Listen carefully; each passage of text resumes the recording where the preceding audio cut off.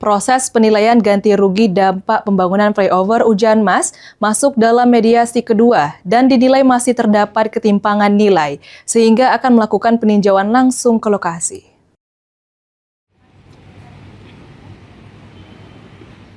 Mediasi kedua terkait permasalahan ganti rugi dampak pembangunan flyover Ujan Mas kembali dilakukan.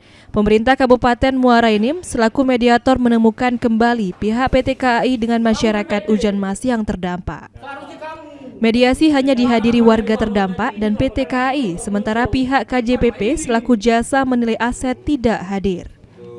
Andi Wijaya, asisten pemerintahan dan Kesra Pemkab Muara Enim selaku perwakilan pemerintah, mengatakan permasalahan ini sudah selesai, namun pihak KJPP tidak hadir. Dan Pemkab Muara Enim menerima laporan begitu saja dari PT KAI dan KJPP.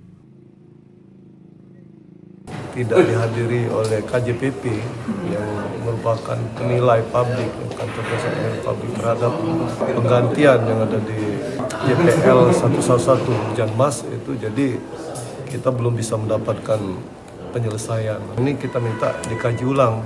Kami tim akan turun ke lapangan, ada sedikit kejanggalan antara rumah yang satu dengan rumah yang lain, tapi tidak serta-merta kita terima begitu saja, kita akan tetap cek lapangan.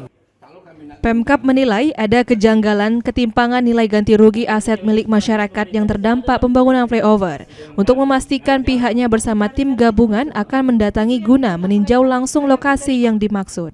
Mardiansyah, PAL TV.